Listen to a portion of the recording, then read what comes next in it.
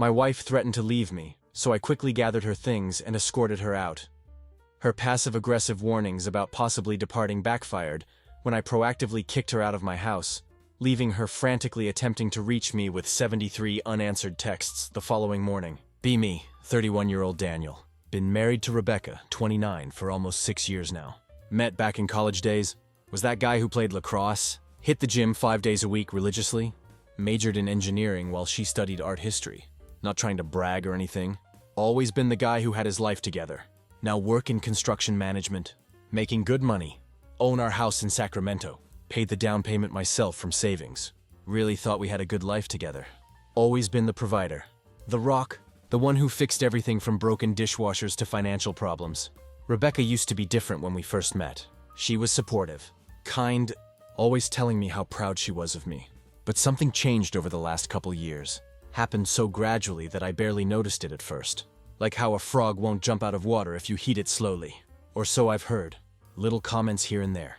Less physical affection. More time on her phone. More girls' nights that kept getting more frequent and longer. Kept telling myself it was just a phase. Or maybe she was stressed about something. You know how sometimes someone says something and it just hits you different? Like you've been ignoring all these little signs for months, maybe years. And then boom, one sentence and everything becomes crystal clear. Like someone just wiped the fog off a mirror. That's what happened when Rebecca said, "You're lucky I haven't left yet." Just like that. Casual as hell. She didn't even look up from her phone when she said it.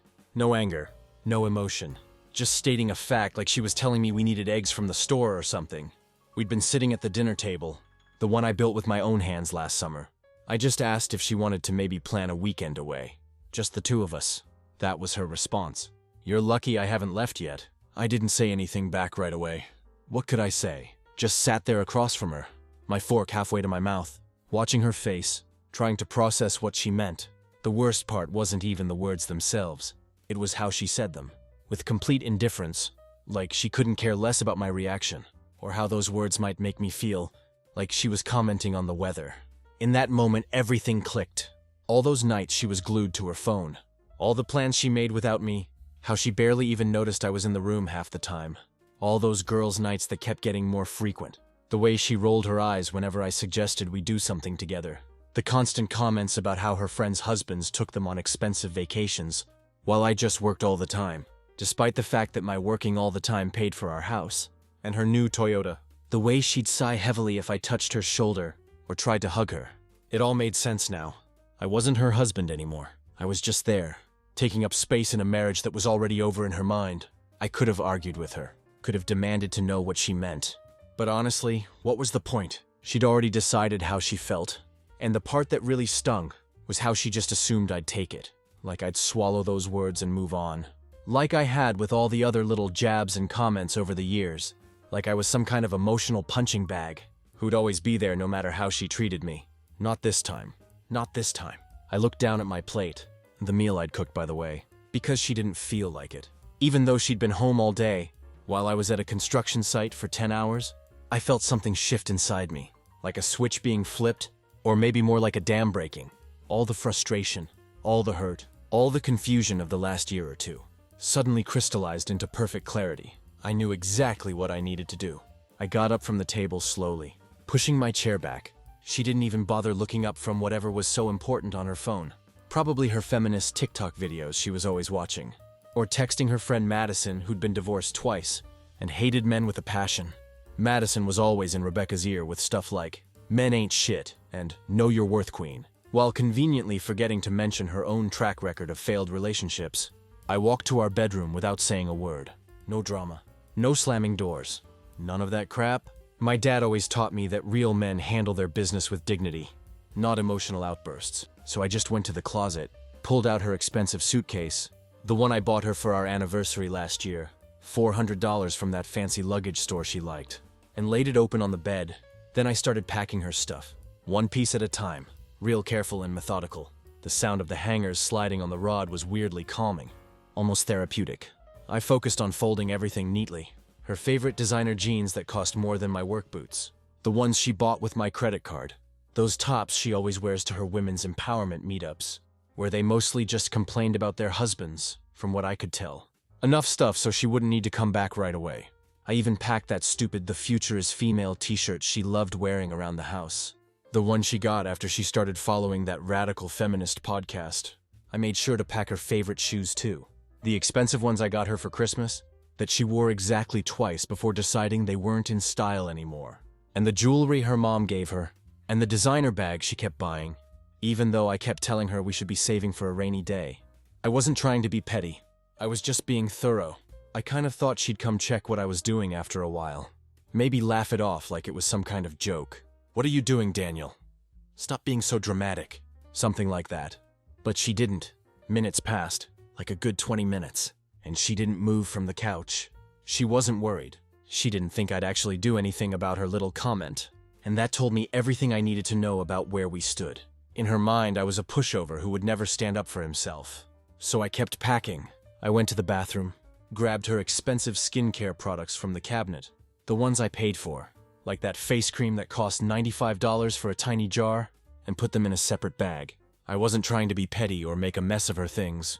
This wasn't some dramatic movie scene, where I throw her clothes out on the lawn, or cut them up with scissors.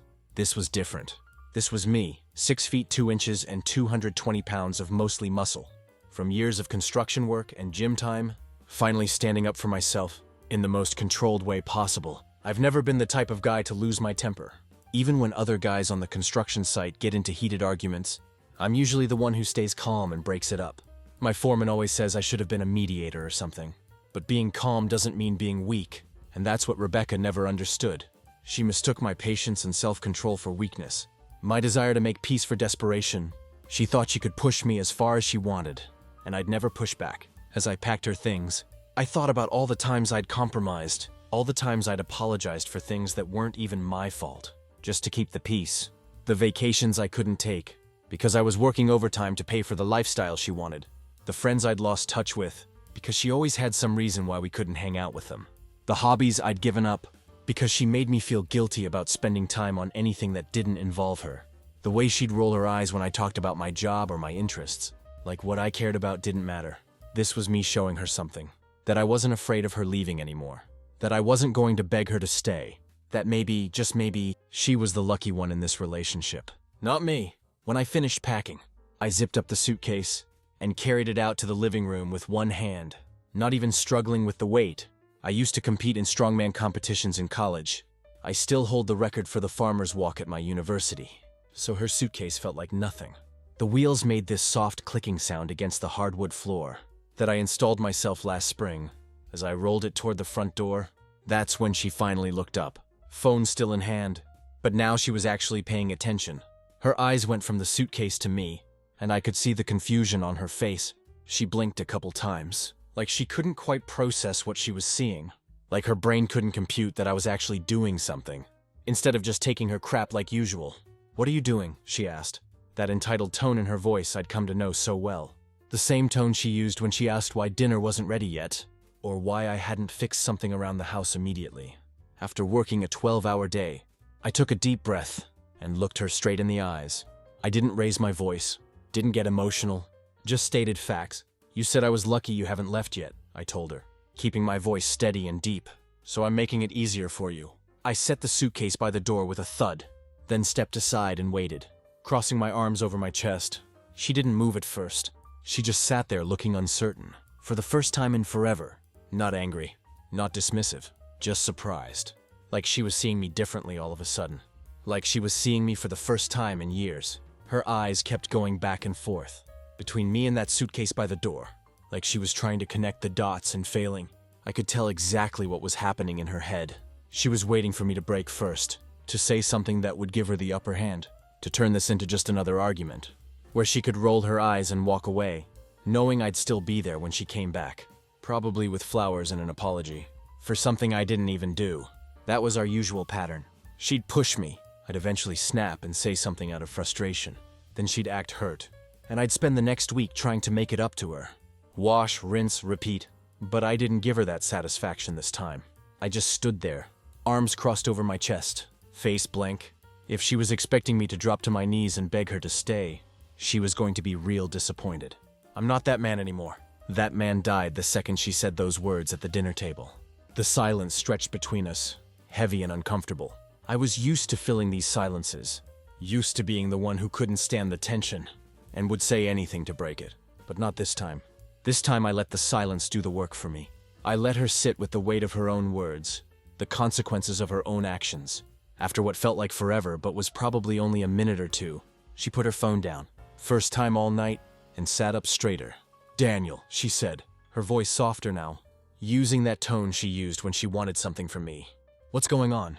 Why are you acting like this?" I almost laughed, like I was the one acting strange, like packing her bags after she basically told me she was just waiting for the right moment to leave, was some kind of overreaction. "I'm not acting like anything," I said, keeping my voice level.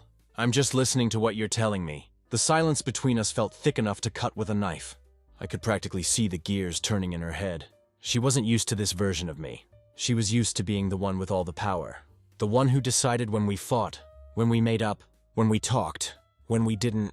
She was used to being able to say something like, "You're lucky I haven't left yet," and know that I'd just take it and move on. But now, with her packed suitcase sitting by the open door, something had changed. I wasn't playing by her rules anymore. I wasn't the same guy who used to apologize just to keep the peace. I'd spent the last 6 years of my life bending over backwards for this woman, changing myself to fit whatever she wanted me to be, walking on eggshells to avoid upsetting her. And for what? To be told I was lucky she hadn't left yet, like she was doing me some kind of favor by being my wife. Finally, she crossed her arms and tilted her head, her voice sharper than before. "So that's it? You're just what? Kicking me out? Is this some kind of toxic masculinity? Did you read some Jordan Peterson or something?" I almost laughed at her throwing those terms at me. Classic Rebecca. Always ready with the buzzwords she picked up from her feminist podcasts and Instagram accounts, always quick to label any man who stood up for himself as toxic or problematic. I shook my head. "No, I'm just giving you what you want. You clearly don't want to be here, so why pretend?" She opened her mouth like she was going to argue, but then stopped, because we both knew the truth. She'd been waiting for me to beg her to stay. She expected me to panic, to try and grab onto any last bit of control I had, to promise I'd change, to ask what I could do better, to grovel for her to give our marriage another chance. But I wasn't doing that, and without my resistance, she had nothing to push against. It was like she'd been leaning on a door, pushing with all her might, and I'd suddenly opened it. Now she was falling forward, with nothing to catch her. She looked at the suitcase again, and I could see her struggling with the reality of the situation. She'd been holding this over my head for so long, treating the idea of leaving like some kind of weapon, something she could dangle just close enough to keep me on edge, but never actually follow through with. Now the choice was right in front of her. All she had to do was pick up that handle, walk out that door, and prove that she really meant what she'd been threatening all this time. But that would mean giving up the nice house I bought us, the comfortable lifestyle my job provided, the security she'd gotten used to. She'd have to pay her own bills, fix her own problems, be an actual adult for once. Instead of treating me like some combination of ATM, handyman, and emotional punching bag. "You can't be serious," she said finally, her voice a mix of disbelief and anger. "You're really going to throw away 6 years of marriage over one comment?" There it was, the minimizing, the gaslighting, acting like I was overreacting to one comment, instead of responding to years of emotional manipulation and neglect. "Is that what you think this is about?" I asked quietly. "One comment?" She threw her hands up. "What else would it be about? I say one thing and you go nuclear. Pack my bags and kick me out. What kind of man does that? The kind who's tired of being treated like he doesn't matter," I said simply. "The kind who's done being taken for granted." She scoffed, but I saw something flicker in her eyes. Uncertainty. Like maybe, just maybe, she was starting to realize this wasn't going how she planned. I could see the hesitation in how she stood there. Halfway between the couch and the door, she knew that the second she walked through that door, there would be no coming back. We both knew it. She took a slow breath, her expression getting tight, like she was trying to figure out her next move. I didn't say anything. I wasn't going to make this easier for her. If she wanted to go, she could go. But if she wanted to stay, it wasn't going to be on her terms anymore. Her arms tightened across her chest, her nails digging into her skin. She wasn't just hesitating now. She was calculating. I could see it in how her eyes moved, scanning my face for any weakness, any crack in my resolve. I'd seen this look before. It was the same one she used when she was trying to figure out how to get me to agree to something expensive or unreasonable. The look she got right before she'd either start a fight or turn on the charm, depending on which she thought would work better. Then she let out this short, disbelieving laugh. "You're really doing this?" she said. shaking her head. Unbelievable. What? Did you read some alpha male on Reddit? She was trying to shame me now, trying to make me feel stupid for standing up for myself, as if having self-respect was something to be embarrassed about. She didn't move toward the suitcase or the door. Instead, she took a slow, deliberate step toward me. "You're throwing me out because of one comment," she challenged, her voice getting sharper, testing me. "Are you serious? God, men are so fragile. One little thing, and you completely fall apart." I didn't react, because we both knew it wasn't just one comment. This was about everything that led up to this moment. Every look of indifference, every annoyed sigh, every night she turned away from me in bed, every time she made it clear she saw me as an obligation instead of a partner, every time she went out with her friends and came home at 2 a.m. smelling like perfume and not answering my texts, every time she made me feel like I wasn't enough, despite working 60-hour weeks to give her the life she wanted. Every birthday or anniversary she forgot, while I remembered hers with thoughtful gifts. Every time she dismissed my accomplishments at work, or the things I was proud of. Every time she compared me unfavorably to her friends' husbands or boyfriends. Every time she made plans without consulting me, as if my time and preferences didn't matter. Every time she rolled her eyes when I suggested date night or tried to reconnect, she expected me to crack under her words, to get emotional, to turn this into a fight where she could regain control. But I wasn't playing along. "I'm not throwing you out," I said evenly. "You made it clear you don't want to be here. I'm just making it easier for you." Her jaw tightened, and I saw uncertainty flicker across her face again. Before she masked it, "Do you even hear yourself?" she asked with a dry laugh. "You think you're proving something right now? You think this makes you the bigger person? What? You think you're some kind of hero in this situation?" I didn't answer, because this wasn't about being the bigger person. This wasn't about being a hero. This was about me refusing to be the smaller one anymore. This was about me choosing myself, after years of putting her first. "You know what?" she said, her voice rising. "Fine. If that's how you want to play this, fine. But don't think for a second that this is all on me. You haven't exactly been husband of the year, Daniel. You're always working, always at the gym, always with your friends watching basketball or whatever. When was the last time you asked me about my day? When was the last time you really listened to me?" I almost laughed at that. I'd spent years listening to her complaints, her criticisms, her endless dissatisfaction with everything I did, but I wasn't going to get dragged into defending myself. That's what she wanted, to turn this around, make it about my failings instead of her words and actions. "If that's how you felt," I said quietly, "you could have talked to me about it. Instead of telling me I'm lucky you haven't left yet." Her eyes locked onto mine, waiting for some kind of reaction, something she could use. When I gave her nothing, she stepped closer, her voice dropping lower. "You want me to leave? Fine. But don't pretend this is some noble move. Don't act like you're doing me a favor. You have no idea what I've been dealing with being married to you." I still didn't speak. I didn't need to. And she hated that. I could see the frustration building under the surface, the way her fingers twitched at her sides. This wasn't going how she planned. She had spent so much time convincing herself that I needed her more than she needed me, that she could throw out a line like, "You're lucky I haven't left yet," and I would jump through hoops to prove her wrong, to keep her here. She never expected me to call her bluff. She never expected me to stand tall, shoulders back, looking down at her with complete indifference to her manipulation tactics. I'm not a small guy. Like I said, 6 feet 2 inches and 220 pounds. Still hit the gym 4 to 5 times a week, despite my busy work schedule. I've always been physically imposing, but I've also always been careful with that fact, gentle even. Never used my size to intimidate her or anyone else. But in that moment, I could see that she was suddenly aware of the physical difference between us, aware that I was no longer making myself smaller to make her comfortable. For a moment, she just stood there, breathing heavy, her expression a mix of defiance and something else, something that almost looked like regret, but not quite. Then she exhaled sharply and turned away, pacing toward the couch. She ran a hand through her hair, frustration in every movement. "This is ridiculous," she muttered. "You're being ridiculous. I can't believe you're acting this way. After everything I've done for you." I wanted to ask what exactly she thought she'd done for me, but I held my tongue. This wasn't about trading grievances or keeping score. This was about the fact that she didn't want to be in this marriage anymore, but didn't have the courage to end it herself. I leaned against the wall, arms crossed, muscles tensed, waiting, because now she had a choice to make. And for the first time, I wasn't going to make it for her. She paced back and forth, her steps uneven. She was stalling and we both knew it. Her arms stayed crossed, her jaw set tight, like she was physically holding herself together, but I could see the tension in her shoulders. The way her fingers twitched slightly against her skin. She wasn't leaving. Not yet, because now that it was real, now that the suitcase was packed and the door was open, something was different. She had spent so much time making sure I knew.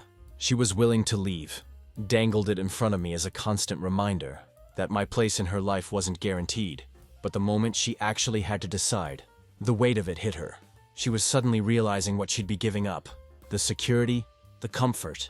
The man who, despite her constant criticism and emotional games, had always been there, always provided, always protected.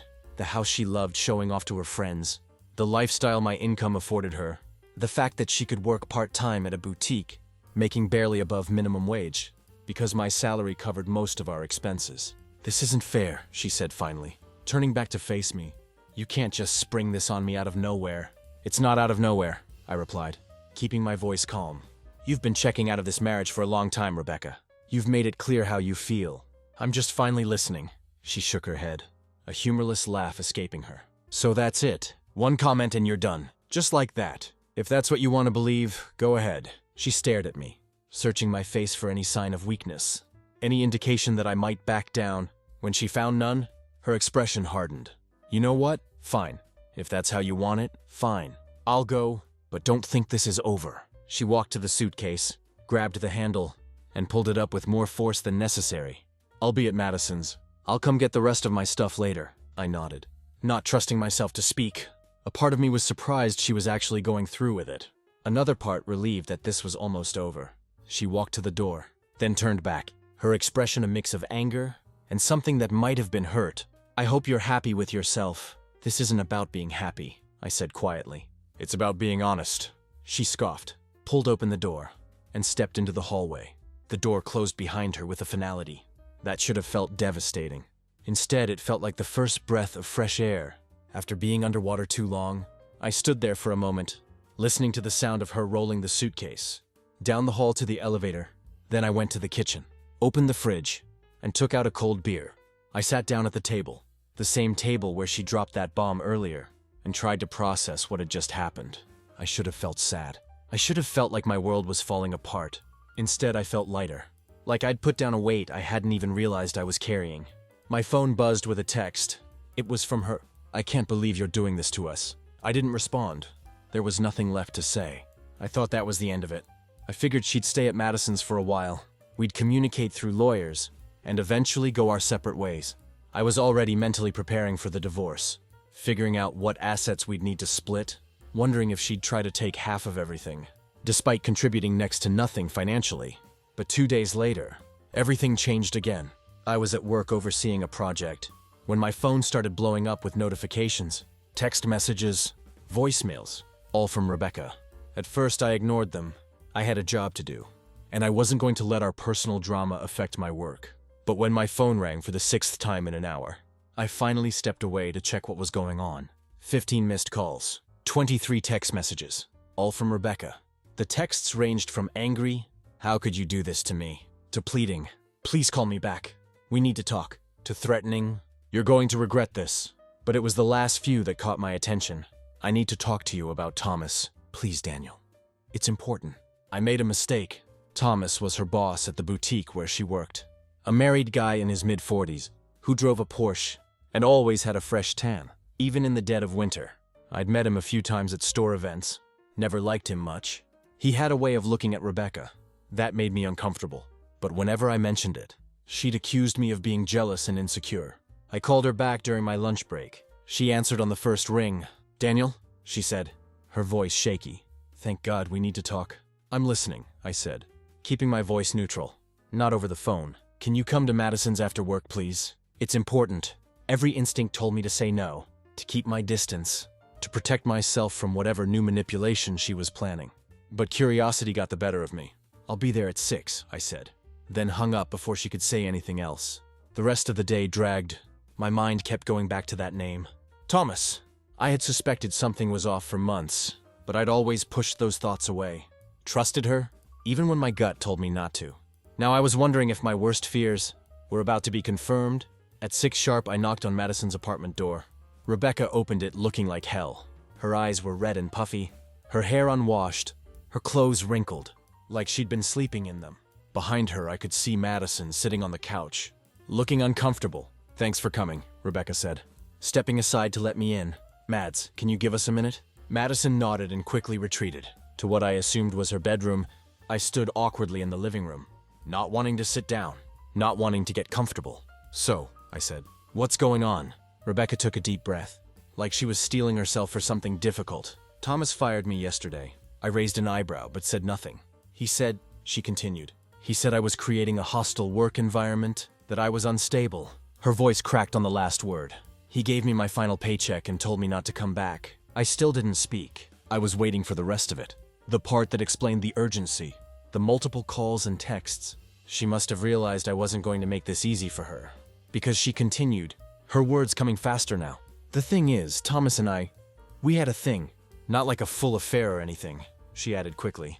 Seeing my expression harden, "Just some flirting, some texts, maybe a little more." "Define a little more," I said, my voice cold. She looked down at her hands. "We kissed a few times after work, and there was one time at a conference in Las Vegas. We shared a room. There it was. The confirmation of what I'd suspected, but hadn't wanted to believe. I should have felt angry, hurt, betrayed. Instead, I just felt tired. So tired. "Why are you telling me this now?" I asked. "Because I made a mistake," she said, looking up at me, tears in her eyes. "Because I realize now what I threw away. Because his wife found out and threatened to tell you if I didn't, and I wanted you to hear it from me first." Of course, she wasn't confessing out of guilt or a desire to come clean. She was covering her ass, trying to control the narrative before someone else could. "And the part about him firing you?" I prompted. "That's true too. His wife made him. She works in HR for the company that owns the boutique. She could have gotten him fired, but instead she made him fire me." I nodded slowly, processing this information.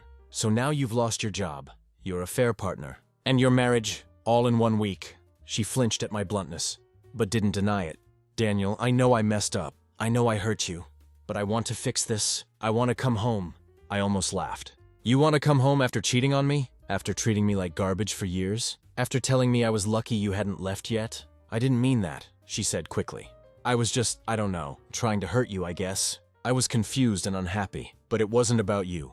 It was about me." "At least we can agree on that part," I said. "It was about you. It's always been about you." She took a step toward me, her hand reaching out. I stepped back, maintaining the distance between us. "Daniel, please. I love you. I made a terrible mistake. Several mistakes, but I never stopped loving you." I looked at her, really looked at her, and tried to remember the woman I'd fallen in love with in college. The woman who used to look at me like I hung the moon. The woman who used to curl up against me at night, like I was her sanctuary. That woman was gone. If she'd ever really existed at all. "I don't believe you," I said simply. "And even if I did, it wouldn't matter. You don't treat people you love the way you've treated me." "I can change," she pleaded. "I can be better. Just give me another chance." I shook my head. "No!" The word hung between us. Small but definitive. A number, such a simple word, but one I'd rarely used with her. I'd always been yes. Yes to what she wanted. Yes to her demands. Yes to her criticisms. Yes to diminishing myself to make her comfortable. Not anymore. Then I pulled out my phone and showed her the screenshots. I showed her a piece of evidence, the bank statements showing she'd been transferring small amounts, a few hundred here, a few hundred there, from our joint account to her personal account, building up a safety net for herself, planning her exit strategy. "While spending my money, I've known for months," I told her. "Just wanted to see how far you'd go. Turns out pretty far." Her face went pale. "Daniel, I can explain." I cut her off. "Here's what's going to happen. You're going to sign the divorce papers I've already had drawn up."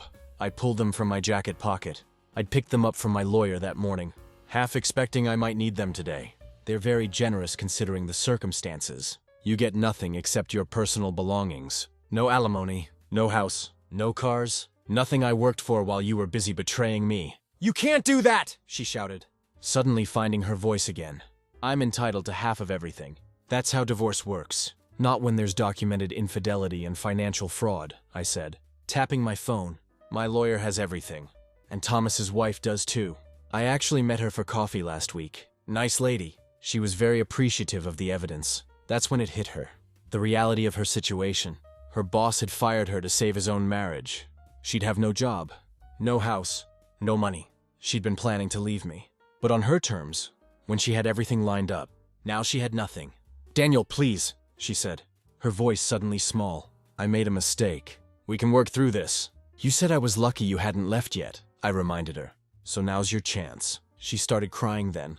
Real tears. Not the fake ones she'd used to manipulate me in the past. Big ugly sobs that shook her whole body. I'm sorry, she sobbed. I didn't mean it. I was just scared and confused, and I didn't know what I wanted. I do now. I want you, Daniel. I want our marriage. Please, I can't do this on my own. I need you. Please, she continued, dropping to her knees in front of me, reaching for my hands. I'll do anything. I'll go to therapy. I'll quit hanging out with Madison and those other toxic friends. I'll be a better wife. I promise. I looked down at her. This woman I had loved for so long, and felt nothing. No anger. No hatred. No desire for payback. Just emptiness where there had once been love. Stand up, I said quietly. Have some dignity. She looked up at me through tear-filled eyes, mascara running down her cheeks. Daniel, the papers are ready to sign, I said, placing them on Madison's coffee table. You can come by the house tomorrow between 10 and noon. To get the rest of your things, I won't be there. I'll have a friend supervise. Where am I supposed to go? She asked, her voice small and broken. I have no job. No money. That's not my problem anymore, I replied. Maybe call your mom, or Thomas. I'm sure he'd love to hear from you. She flinched at that. His wife made him block my number. She's monitoring all his communications. Sounds like a smart woman, I said. She's protecting what's hers, something I should have done a long time ago. Rebecca wiped at her tears with the back of her hand. What if I don't sign? I shrugged. Then we do this the hard way. Full disclosure of everything in court. Your affair becomes public record. Thomas gets dragged in to testify. His wife finds out every detail. Your parents find out. Everyone finds out. She closed her eyes, shoulders slumping in defeat. You've thought of everything, haven't you? I've had plenty of time to think. While you were busy with Thomas, she looked at me one last time, a final plea in her eyes. When I didn't respond, she reached for the papers with shaking hands. Do you have a pen? She asked, her voice barely above a whisper. I handed her mine. I watched as she signed her name on each marked line, effectively ending our marriage. When she finished, I took the papers and stood to leave. She grabbed my arm as I passed. Is this really what you want? She asked. To throw away everything we had? I looked down at her hand on my arm, then back at her face. You already did that. I'm just making it official.